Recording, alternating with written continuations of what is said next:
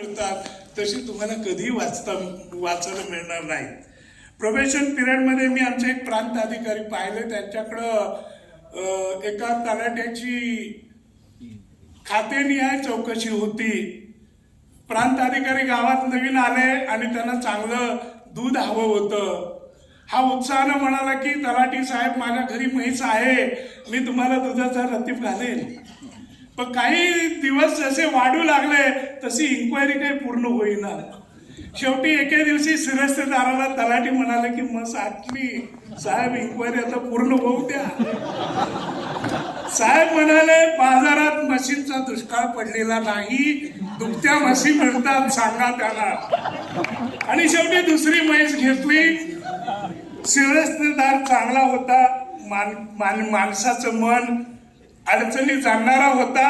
साहेबांची बदली होता होता त्यांनी सही घेतली आणि ती खातेनिहाय इन्क्वायरी पूर्ण झाली. अशी चित्र विचित्र माणसं आपल्या रेव्हेन्यू खात्यात जेवढी भेटतात तेवढी कुठेही भेटत नाहीत.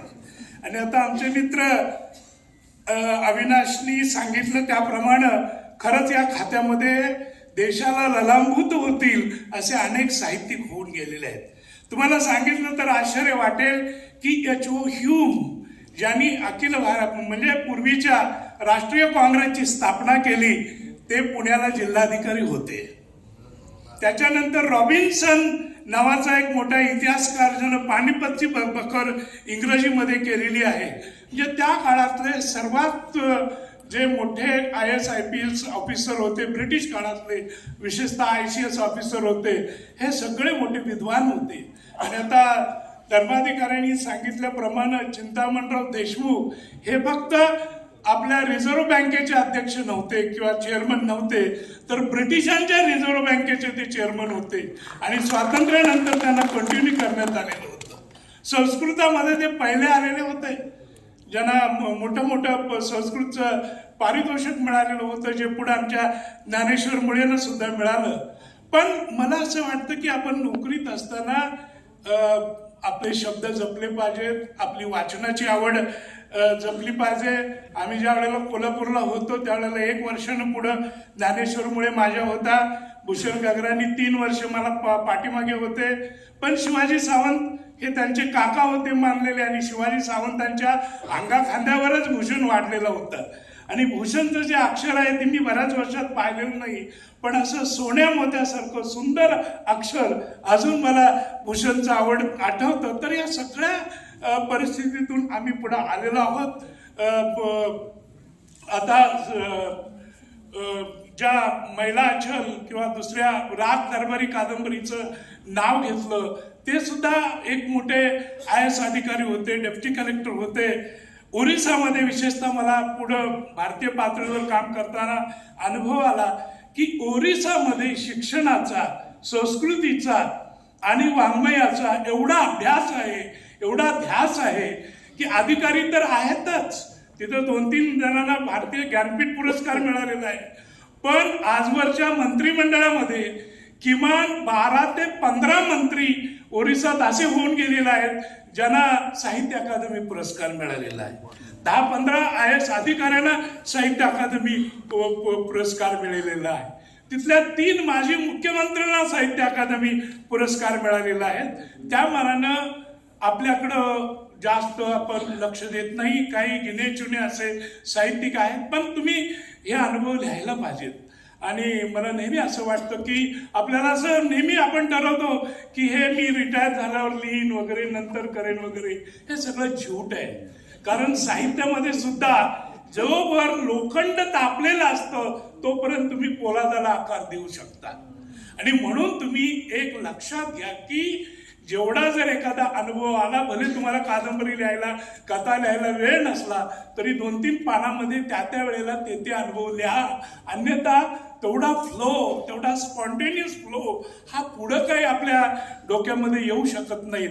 आणि त्या दृष्टिकोनातून तुम्ही काम करायला पाहिजे. अनुभव जे आहेत ते आपण साठवले पाहिजेत. रेव्हेन्यू खात्यासारखं प्रचंड ताकदीचं, विशेषतः आता म्हणजे मुख्यतः रेव्हेन्यूतले लोक आहेत, कॉर्पोरेशन मधले आहेत, हे सगळे आपण ज्ञाती बांधव एका सरकारी म्हणजे चाकोरीतलेच आहोत. पण अनेक तल्लख माणसं आम्ही पाहिलेली आहेत. एक हनुमंतराव चव्हाण नावाचे आमचे सर्कल ऑफिसर की अव्वल कारकून होते.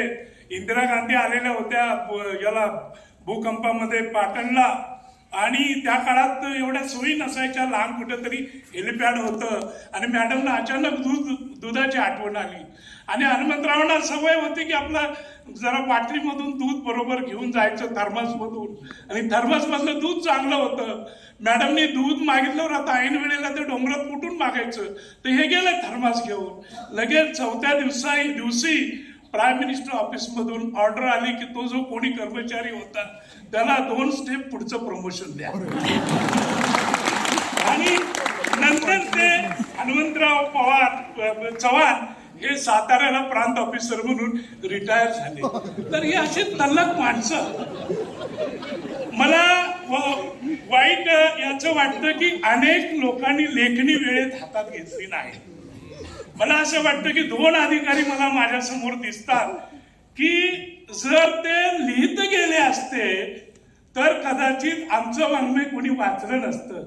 ते 2 अधिकारी म्हणजे एक श्रीनिवास पाटील.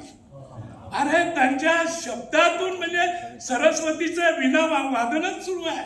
मला एकदा कलेक्टर ऑफिसमध्ये ते म्हणाले, अरे आपण असं पडून वागायचं नसतं, हत्ती बसला तरी उंटापेक्षा तो उंच असतो. जाता जाता उदाहरण द्यायचे.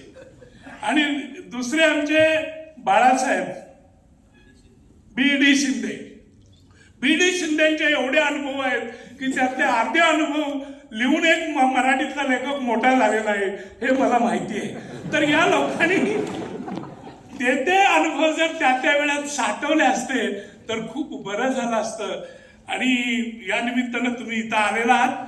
धर्माधिकाऱ्यांनी जो विचार बोलून दाखवला तो मला खूप महत्वाचा वाटतो की तुम्ही फक्त इथं येऊन उपयोग नाही, तुमच्या बरोबर तुमची तरुण पिढी यायला पाहिजे. उद्या कुठेही तुम्ही शासकीय तुम्ही साहित्य संमेलन घ्या, प्रत्येक कर्मचाऱ्याबरोबर किमान एक 10 लोक कमीत कमी 5 तरी आले पाहिजेत, म्हणजे नव्या पिढीमध्ये हे साहित्य जाऊ शकेल. सध्या मला या निमित्तानं महत्वाची गोष्ट एक सांगायची आहे की साहित्याला, भाषेला आणि संस्कृतीला सगळ्यात मोठा जो शत्रू आहे तो आपल्या खिशामध्ये आहे आणि त्याचं नाव मोबाईल आहे. आपण मोबाईल घेतो, मोबाईलवरच आपलं आयुष्य चाललेलं आहे. पूर्वी रेल्वेमध्ये पुस्तकाच्या पुस्तकं, ग्रंथ, मासिकं दिसायची. आता सगळी ग्रंथालये प्लॅटफॉर्मवरची बंद पडलेली आहेत. कुणाच्याही हातामध्ये तुम्हाला वर्तमानपत्र दिसत नाही. शेवटी लक्षात घ्या, विषाचा उपयोग हा औषधासाठी होतो, पण म्हणून संपूर्ण विष काय आपण प्यायचं नसतं. त्याचं काही प्रमाणात तो वापरून त्याचं पृथक्करण करून आपण ते विष घेतो.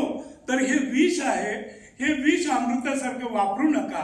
तात्पुरता त्याचा उपयोग करा आणि घरातल्या मुलांकडून तरी आपण ठराविक वेळामध्ये मोबाईल काढून घेतले पाहिजे आणि आपण सुद्धा स्विच ऑफ करून ठेवले पाहिजे. अन्यथा लवकर लोकांना चिटचॅटिंग केल्याशिवाय आजकाल झोपच लागत नाही. तर साहित्याला हे आड येणार आहे आणि यापुढे जी साहित्य संमेलनं भरतील त्या साहित्य संमेलनामध्ये तरुणांचा जास्त पुढाकार असायला हवा, जास्तीत जास्त लोकांना आणायला हवं. आणि एक साधी युक्ती मी तुम्हाला सांगतो की दुनिया झुकती है, झुकाने वाला चाहिए म्हणतात. कशी गर्दी होत नाही, कसे लोक येत नाहीत, काहीतरी एखादी आयडिया काढा. पुढल्या वर्षी तुम्ही संपूर्ण महाराष्ट्रातून प्रत्येक विभागातून उत्तम कथा मागवा आणि महाराष्ट्र लेवलवर एक 5 पारितोषिकं ठेवा, एक 2-3 हजाराचं बक्षीस ठेवा. बक्षीस महत्वाचं नसतं, तो पुरस्कार आणि लोकांना प्रेरणा देणं हे महत्वाचं असतं. हे आम्हाला सामान्य माणसाकडून शिकायला मिळतं. मी एकच उदाहरण सांगेन की हा सातारला जाताना खंबाटकी घाट ओलांडला की तिथं आराम नावाचं एक हॉटेल आहे. त्या आराम हॉटेलचा मालक बापू यादव म्हणून एक चांगला आमचा मित्र होऊन गेला. त्यांच्या हॉटेलमध्ये चर्चा चालायची की वाई तालुक्यामध्ये शिक्षणाचा दर्जा घसरलेला आहे आणि मुलंच अभ्यास करत नाही. शेवटी बापू एक दिवस पुढे सरकला आणि म्हणाला, माझ्याकडे द्या, कसं इथली शैक्षणिक पातळी सुधारत नाही हे मला पाहायचंय. आणि बापूंनी जाहीर केलं की 7वीला आणि 10वीला जास्तीत जास्त मार्क काढणारा पहिल्या 10 विद्यार्थी जे वाई तालुक्यात येतील त्यांना मी उचलणार, विमानात ठेवणार आणि यावर्षी काश्मीर दाखवणार आणि पुढच्या वर्षी मी तामिळनाडू दाखवणार. आता खेड्यातली गुराढोरामागं फिरणारी पोरं ज्यांनी आभाळातली विमानं पाहिली होती, शाळेत नंबर आल्यावर आपल्याला विमानानं जायची सोय आहे म्हटल्यावर 60% जी गुणवत्ता होती ती तालुक्याची 85% गेली. पोरं झोपायला तयार नाही, मुलं अभ्यासाच्या पाठीमागे लागली.